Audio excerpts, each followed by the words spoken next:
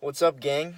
It is day 9, and the reason I hesitate on that one is because I honestly have not been keeping track a whole lot recently, and I realize this is a weird angle, but I figure it's better than me holding it and moving it all over the place. But anyway, I'll cut to the chase. So when we last chatted, I botched a 30-day streak, 30 plus. I'm not even sure exactly what the number was there, but yeah, totally messed that one up. And yeah, today's day 9, and that was 16 days ago. So if you guys do the math, I'd only made it a week with all that strong talk that I gave in the last video, and I'm here to say that I have been looking at not only this, but pretty much my entire life through a very egotistical lens. And although most people wouldn't say that, and although I would never ever admit it, this is tough for me to talk about. But every single thing in NoFap in my journey here, and then looking back in pretty much 95% of my life, has been on a what am I going to get out of this basis. And not only that, but what are people going to think of me because of this? And how can I bring myself the most glory or credibility or popularity or whatever you want to call it? And I never bought into the popularity and the statusy stuff of like college and high school and all that jazz. But even this channel, for example, it was a mindset of how can I help the most people so I can feel good about me. It's very selfish, and the fact that I would constantly track my what day I was on to, like, I knew immediately. And I mean, it's not impossible to track, it's not a very difficult thing, but on the Brain Buddy app, which I've talked about a little bit, phenomenal. I'm going to keep recommending it. I got to make a video on that eventually, but I would attach my streak, my current streak, to the end of my name. So it would be Calum followed by a number. And if it was high, that's how I was feeling. And if it was low, that's how I was feeling. And I attached my self-worth to this number. And it's just ridiculous. And even the accountability group that I'm going to and the phone calls that I make just about every single day, even that stuff, I looked at it as, look at me, I'm going to this meeting. How many other kids my age are going to this meeting and, like, I'm so far ahead of everybody, and I'm mature, and, like, all good things to be. It's good to be mature, but when you get a big head about it, and I would stride in that meeting, and everybody's got at least 10, 20, 30 years on me, and I'm so far ahead of the game, and oh my goodness, I don't have it near as bad as 90% of these guys. I only need to go to meetings once every 2 weeks, or once every 3 weeks, and I don't feel like making a call today, so I don't need to. So, like, yeah, when the temptation comes, I'll totally have the willpower, totally have the discipline, because I'm Caleb. I mean, have we met? My goodness. And holy smokes, guys. Every competition that I've got into, every organization that I've been a part of, holy smokes. And again, all good things, but it's how you look at it. And it's that strength in vulnerability, and that strength in weakness, and that strength in a community, and realizing that without you guys, without that Brain Buddy app, without my sponsor at that program that I'm going to, without my youth group leader who's helped me through this, without my dad who I've talked to about this, without all the people who I've had conversations to about this, and the books I've read on it, and the videos, and God, we're not forgetting Him, holy smokes, I would be nothing. I would be toast. I would be 100% helpless.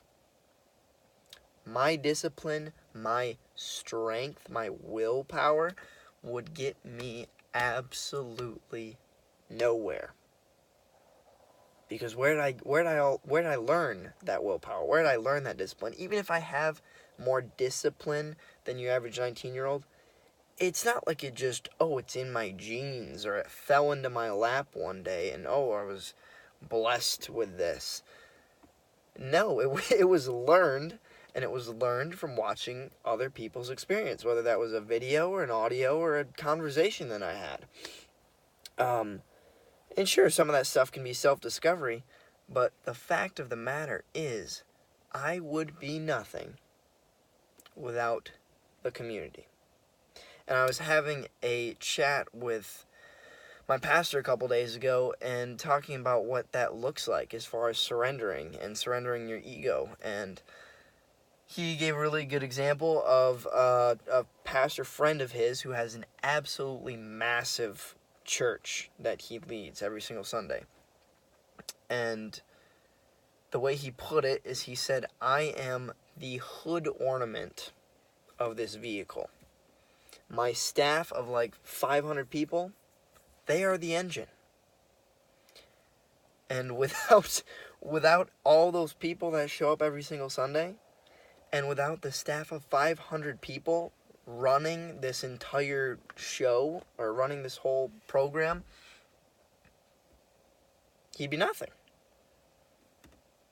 Anything that he had himself, without all those other pieces, would be completely useless. And really coming to that sobering conclusion, and sorry, lost the words there a second. I'm writing my step 1 for the 12-step anonymous program that I'm doing. Yeah, I've been there since November, and I'm just now writing down my step 1. Wow. Shows how truly ahead of the game I am. Again, I was that mindset of, I don't need to do it exactly, and I can just be in and out of here in 90 days, snap my fingers, golden, we'll be fine. No. So yeah, started to write my step 1, and it's about your story. It's about where you came from and the things you've gone through. And a lot of personal, private stuff as far as how did we wind up here? And looking back, what went wrong and why? And basically just writing that down and leaving it in the past. And the book, when it talks about how you're supposed to write this down, it says don't exaggerate. It says don't make things sound a lot worse than they actually were, and simply state the facts. A prepared speech is typically a lot worse than just bullet points. And I'm the communications major. I'm the I wanted to do creative writing. I love music and lyrics and writing stories, and it's got to be perfect. This has to sound amazing. I gave this is going to sound like me bragging again, but to give you guys context, I gave the graduation speech for high school, and so me reading that, I'm but that's so backwards in my head. And I realized why it was backwards in my head is because I wanted people to be impressed by my writing. I wanted people to be wow, that was such a great speech, and I was impacted, and I learned. When the reason I'm writing that down, and this is not in a selfish reason, but the reason I'm writing that down is an admission that I need help. I need help. I'm telling you guys, I need help. And that's why I'm writing that down. I'm not writing it down to impact and impress and show off. Look at my writing skills. Are you kidding me? And the fact of the matter is, you cannot give somebody something that you don't have yourself. So if I'm trying to impact people with a story of overcoming these vices, and I haven't overcame it yet myself, and again, it's a lifelong journey, what am I doing?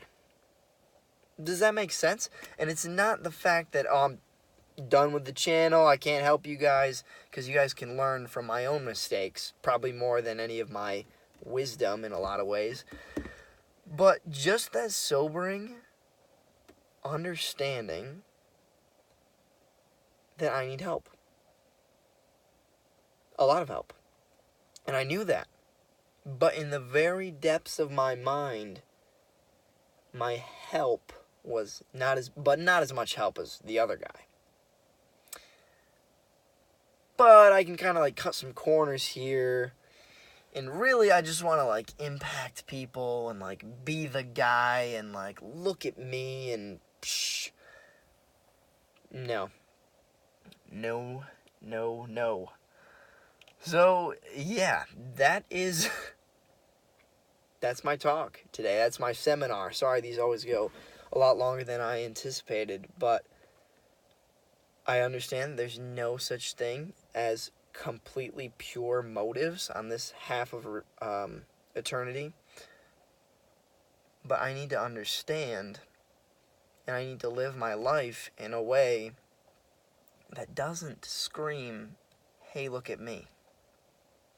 And in a lot of ways, I was doing that. And it was subtle. We snuck it in there, and oh, by the way, I'm the best at this, and I won that, and oh, did I tell you about when I absolutely, my list of standards, and I do push-ups, guys, and I do hundreds of push-ups every night, and I'm so disciplined, I make these calls, and I go to that meeting, I have the YouTube channel, I've read all these books.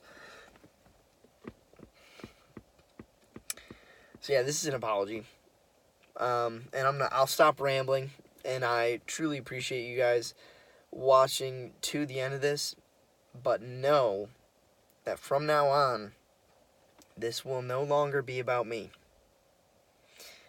This will be about you. And I said it was about you, but it truly was about me in the sense that I needed to be, what's the word? Validated. There we go. So this won't be about me being validated. It will just be about me. No facade, no underlying motives or hidden agenda.